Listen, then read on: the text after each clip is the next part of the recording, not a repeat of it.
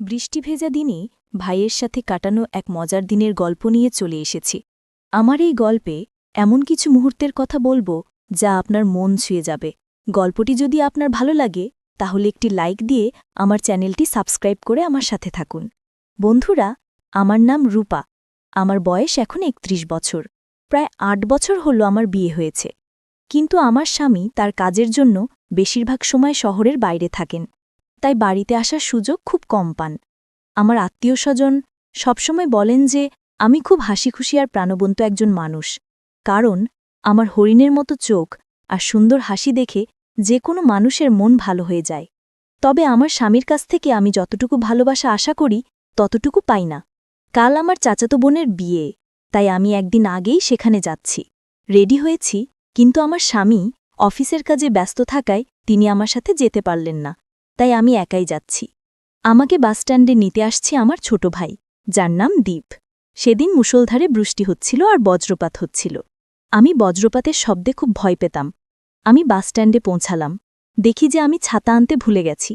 সেই সময় খুব জোরে বৃষ্টি হচ্ছিল। আমার ভারী ব্যাগটা নিয়ে বাস থেকে নামতেই কিছুক্ষণের মধ্যে আমি পুরো ভিজে চুপচুপে হয়ে গেলাম। চারপাশে তাকিয়ে দেখলাম কোনো দোকানপাট খোলা নেই, আর তেমন লোকও নেই। আমার ছোট ভাই দীপ এখনও আসেনি আমাকে নিতে। আমি একটি ছোট বন্ধ দোকানের সামনে গিয়ে দাঁড়ালাম আর অপেক্ষা করতে লাগলাম। কিছুক্ষণ পর খুব জোরে বজ্রপাত শুরু হলো, আর আমি ভয় পেতে লাগলাম। তারপর দেখলাম যে বৃষ্টিতে ভিজতে ভিজতে আমার ছোট ভাই দীপ আসছে। সেও বাড়ি থেকে বেরোনোর সময় ছাতা নিতে ভুলে গেছে।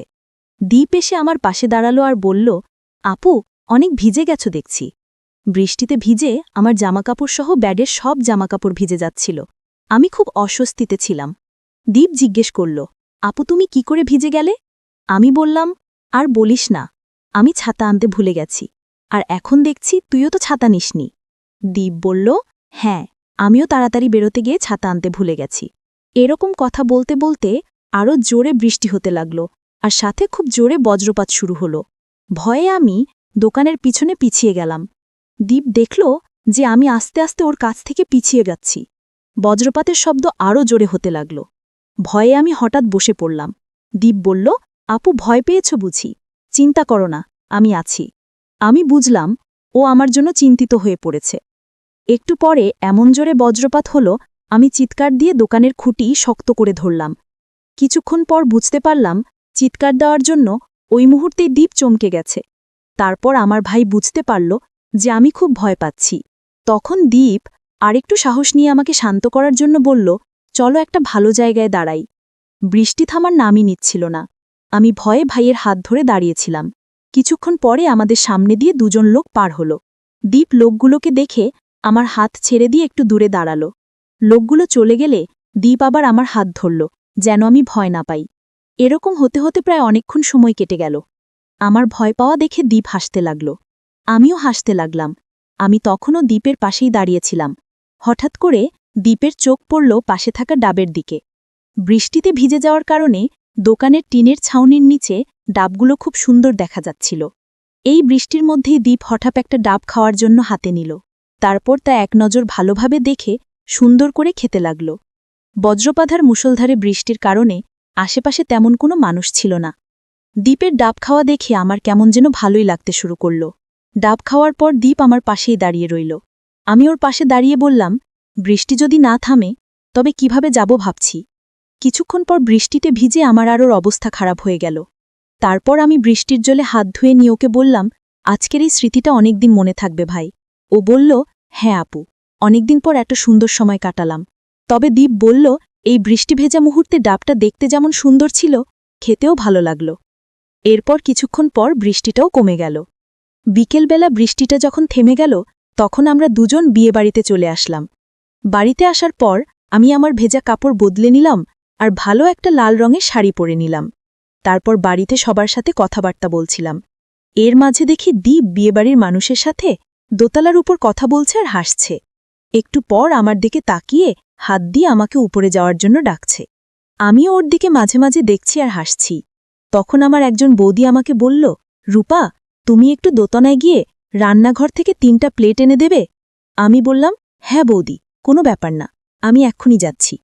আমি দোতলায় গেলাম আর দেখলাম যে দীপ সিঁড়ির কাছে দাঁড়িয়ে আছে। তো আমি ওকে জিজ্ঞেস করলাম, প্লেট কোন ঘরে রয়েছে? দীপ বলল, সামনে গিয়ে ৩ নম্বর ঘরটায় প্লেট রয়েছে। দোতলায় কেউ ছিল না, সবাই নিচে কাজে ব্যস্ত। আমি সেদিকে যেতে শুরু করলাম, আর আমার সাথে সাথে ছোট ভাইও আসছিল। ঘরের সামনে গিয়ে দেখতে পেলাম এই ঘরটাতে বিভিন্ন রকম বিয়ের বাজারে ভর্তি। ডানে তাকাতেই দেখি দীপ আমার সামনে। আমি ঘরের ভিতরে গেলে ভাইও আমার সাথে এলো। দীপ বলল, আপু, একটু বসো, তোমার সাথে একটু কথা আছে। আমি তখন বললাম, এখন তোমার কোনো কথা শোনা যাবে না, সবাই বাড়িতে কাজ করছে। বৌদি যদি কাজ রেখে গল্প করতে দেখে তাহলে মন খারাপ করবে। বন্ধুরা, এখনও তোমাদেরকে আমার এই ছোট ভাই দীপের নাম বলা হলো না। ওর বয়স ১২ বছর। সে আমার আপন ছোট ভাই। দেখতে ছোট হলেও তার ভিতরে দায়িত্ববোধ তো ছিল অনেক। তবে সে খুব দায়িত্বশীল, তা বাইরে থেকে বোঝা যায়। আমি খুব খুশি যে এমন একটা ছোট ভাইকে পেয়েছিলাম। যাই হোক, আমার কথা শুনে ভাই আমাকে বলল, আপু, এখন বাড়িতে অনেক মানুষ থাকলেও সবাই কাজে ব্যস্ত। আমি বললাম, আমি যদি এখান থেকে প্লেটগুলো না নিয়ে নিচে যাই তাহলে বৌদি উপরে চলে আসবে। দীপ বলল, আসলে আমাদেরকে কেউ কিছু বলবে না। বলার সাথে সাথেই আরাম করে সে হেসে পাশের চেয়ারে বসল আর মজার একটা গল্প বলা শুরু করল। আমি হেসে হেসে তার গল্প শুনতে লাগলাম। দীর্ঘদিন পর মনে হল, কতদিন এমন প্রাণখোলা হাসি হাসিনি। তারপর গল্প করতে করতে সে আমার কাছ থেকে একটা কমলা খেতে চাইল। আমিও তাকে একটা কমলা বের করে খেতে দিলাম। একটা কমলা খেয়ে সে আরেকটা খেতে চাইল। তাকে আরেকটা কমলাও খেতে দিলাম। সে কমলাগুলো মজা করে খেল। এরপর আরও কিছুক্ষণ গল্প করার পর আমি তাকে বললাম, অনেকদিন পরে তোমার মজা করে কমলা খাওয়া দেখে আমি এত মজা পেলাম, খুব ভালো লাগল। দীপ আমাকে বলল, আপু, কমলা খেতে আমার অসম্ভব ভালো লেগেছে, শুনে আমার খুব ভালো লাগল। আমি দীপকে বললাম, ভাই দীপ, এখন তুমি এখানে থাকো, নিচে অনেক কাজ আছে। তারপর রান্নাঘর থেকে প্লেটগুলো নিয়ে বৌদির কাছে যেতেই বৌদি আমাকে বলল, এত সময় লাগে নাকি প্লেট আনতে? আমি বললাম, না, মানে আমি সম্মুখের 2 ঘরে খুঁজে পাচ্ছিলাম না, তাই দেরি হলো। বৌদি বলল, ঠিক আছে, কোনো ব্যাপার না, এখন আমার সাথে একটু কাজ করো। তারপর আমি কাজ করতে শুরু করলাম। এরকম কাজ করতে করতে রাত হয়ে গেল। সবাই মিলে তখন খেতে বসেছে। আমি আর বৌদি খাওয়া দাওয়া করা শেষে বৌদি আমাকে শোবার ঘরটা দেখিয়ে দিল, যেটা ছিল দোতলার সম্মুখের ঘরের পরের ঘর। ঘরটা বেশ ছোট ছিল। ঘরে একটি সিঙ্গেল বেড, আলমারি আর একটি ড্রেসিং টেবিল আছে। শোবার সময় আমি কাপড় বদল করলাম না, কারণ বাকি কাপড়গুলো বৃষ্টিতে তখনও ভিজে ছিল। তারপর দেখি দীপ আমার ঘরে এসে চারদিক আর ঘরের বাইরেটা দেখে নিল। আমার মনে হলো সে কি যেন খুঁজছিল। যখন কিছু দেখতে পেল না তখন ভাই পাশের চেয়ারে বসল। আপু, আমার কিছু খেতে ইচ্ছা করছে, যদি কিছু খেতে দিতে। আমি বুঝতে পারলাম দীপের তখন কমলা খেতে ভালো লেগেছে, তাই সে এখন আবার কমলা খেতে চায়। তারপর তাকে 2টি কমলা বের করে দিলাম। সে মজা করে খেল। ভাইয়ের কমলা খাওয়ার ভাব দেখে আমার খুবই ভালো লাগছিল। তারপর আমাকে বলল, বাইরে খুব বৃষ্টি হচ্ছে, তাড়াতাড়ি ঘুমিয়ে পড়ো। ওর এই কথা শুনে আমিও একটু হেসে বললাম, ঠিক আছে। এরপর দীপ চলে গেল। ছোট ভাই দীপ আর বড় দাদা একই ঘরে ঘুমত। তারপর আমি ঘরের দরজার পর্দা নামিয়ে রেখে শুয়ে পড়লাম। রাতেও বেশ ভালো বৃষ্টি হচ্ছিল, কিন্তু মেঘ ছিল না, তাই আমি একটি চাদর ঢাকা দিয়ে নিলাম আর কিছুক্ষণের মধ্যেই আমি ঘুমিয়ে গেলাম। প্রায় মাঝরাত 2টার সময় আমার ঘুম ভাঙল বজ্রপাতের শব্দে। বজ্রপাতের শব্দ শুনে আমি একটা জোরে চিৎকার দিয়ে উঠেছিলাম। তখন আমি দেখতে পেলাম বাড়িতে লাইট নেই বৃষ্টির কারণে। তারপর আমার আর ঘুম পাচ্ছিল না, তাই আমি এক সাইড হয়ে ঘুরে শুয়ে থাকলাম আর ঘুমানোর চেষ্টা করছিলাম। কিছুক্ষণ পর আমি বুঝতে পারলাম কেউ যেন আমার ঘরের ভিতরে এলো। আমি বুঝতে পারলাম এটা আমার ভাই দীপ ছাড়া আর কেউ না। সে আমার চিৎকার শুনে দেখতে এসেছে, তাই আমি নির্ভয়ে শুয়ে আছি। তারপর ছোট ভাই দীপ আমাকে বলল, আপু, একা একা ভয় পাচ্ছ না তো? যদি ভয় হয় তাহলে বলো, আমি তোমার পাশে বসে থাকব। তখন আমি বুঝতে পারলাম ছোট ভাই দীপ কেন আমার কাছে এসেছে। সেদিন রাতটা বিয়ের আনন্দ, বজ্রপাত, মুষলধারে বৃষ্টি এবং ছোট ভাইয়ের সাথে গল্প ও বিভিন্ন রকমের আনন্দে কেটেছিল। সেই দিনের কথা আমি কোনোদিন ভুলব না।